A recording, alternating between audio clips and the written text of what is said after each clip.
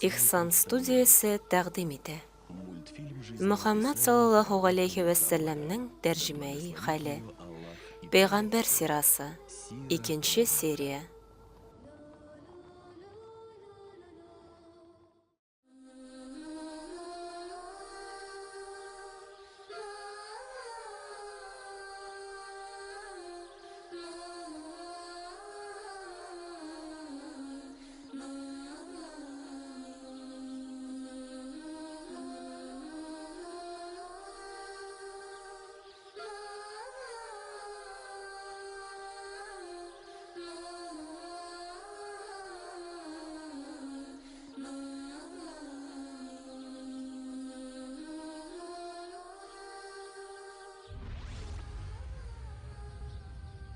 السلام عليك يا جدي. وعليكم السلام ورحمة الله وبركاته. Бабакай, кичә сөйләгәннәрең белән бик хушсындык һәм пәйгамбәребез хакында, аңа Аллаһның рәхмәте һәм сәламе булсын, тагы да күбрәк беләсебез килә. Мин кичәдән бирле хикәянең дәвамын ишетү турында хыялланам. أحسنتم يا Яхшы балакайларым, яхшы. Алайса, бабакай, безгә Аллаһның илчесе хакында, аңа Аллаһның рәхмәте һәм сәламе булсын, сөйләвеңне дәвам иттер. Аңа Аллаһның рәхмәте һәм сәламе булсын.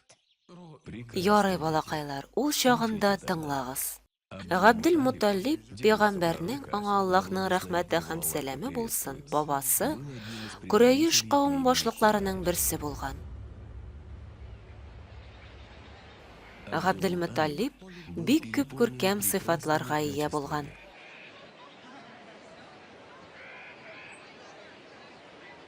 Ярлыларны яраткан һәм хаҗ кылучыларга ярдәм итүне үз өстенә алган.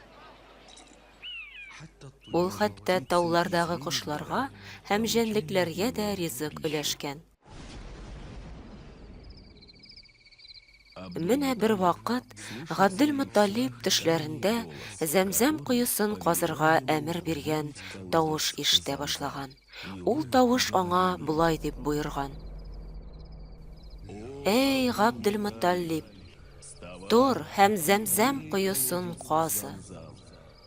Тор, тор һәм Зәмзәм куесын казы. Тор һәм Зәмзәм куесын казы." Габдел-Муталибның Харис исемле улы булган. Ул аңа: "Харис, әйдә, минем белән Зәмзәм куесын казырга барырсың", дип әйткән. Әмма Курайш кабиләсенең кешеләре аларның эшләренә каршы төшкәннәр. Габдел-Муталиб һәм аның улы Харисны Зәмзәм куесын казу җиренә үткәрмәгәннәр. Бу хәл Габдел-Муталибны кайгыга төшергән. Һәм ул әйткән: "И Раббым, миңа 10 ул бүләк итсәң, шуларның берсен һичшиксез корбан итәр идем." Габдел-Муталибның теләге кабул була.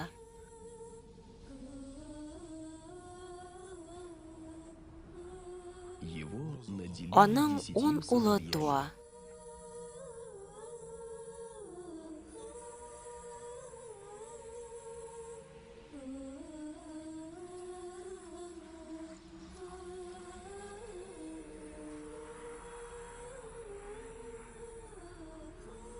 Һәм Габдел-Муталиб сүзен тотарга тиеш була. Күпмедер вакыт узгач, ул улларының берсен корбан итәргә тели.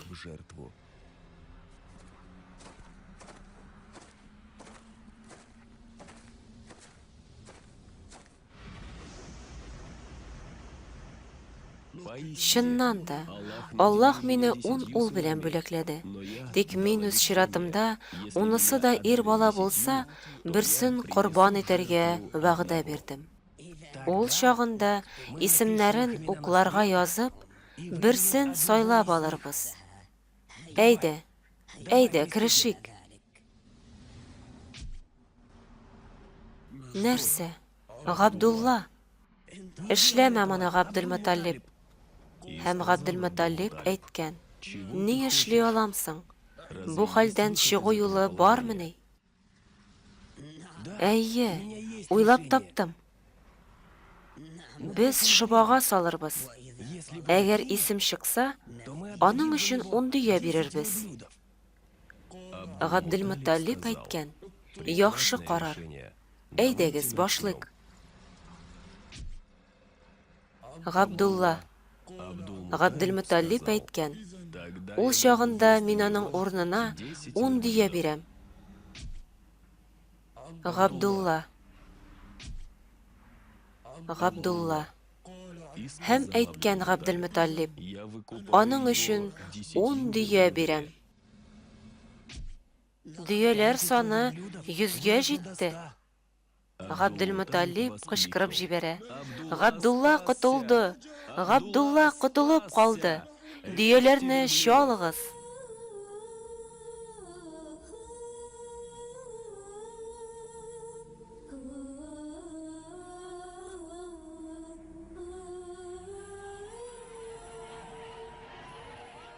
Кем туе бу? Габделмөталлиб улы Габдулла Мәккә егетләренең иң булдыклысы, Вахб кызы Әминәгә, Бану Наҗар кавменең иң лаеклы кызына әйләнә. Габделмөталлиб улы Габдулланың Вахб кызы Әминәгә әйләнүе бәхетле вакыйга була. Ләкин ул озакка сузылмый. Тиздән Габдулла сәүдә карваны белән юлга чыга һәм авырып китә. Ни булды сиңа, Габдулла? Үзеңне ничек хис итәсең? Әйдә, сиңа дөядән төшеп бераз ял итеп алырга кирәк. Габдулла.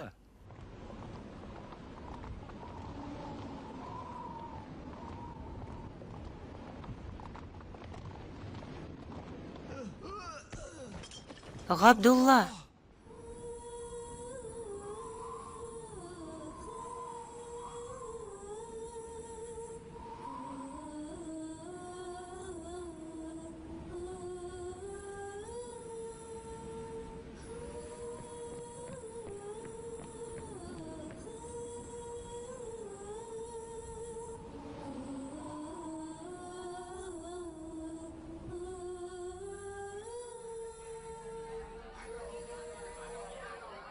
Әфәнде, әфәнде.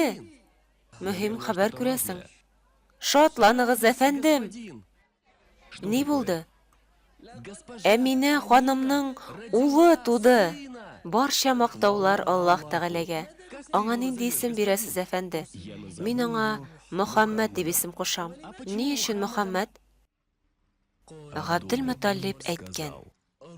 Мин аны күкләрдә дә, җирдә дә мактарлар дип өмет итәм.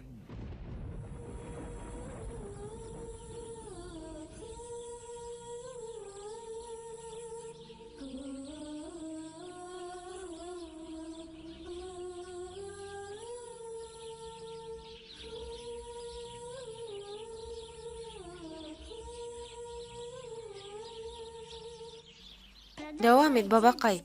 Ашыктырмагыз. Иншаллах, пәйгамбәребезнең, аңа Аллаһның рәхмәте һәм сәламе булсын, тормыш юлы турында сөйләвемне иртәгә дәвам иттерермен. Аллаһ Тәгаләнең илчесе турындагы хикәяләрне ишетер өчен без иртәгәсе көнне зарыгып көтәчәкбез. Аңа Аллаһның рәхмәте һәм сәламе булсын. Аңа Аллаһның рәхмәте һәм сәламе булсын.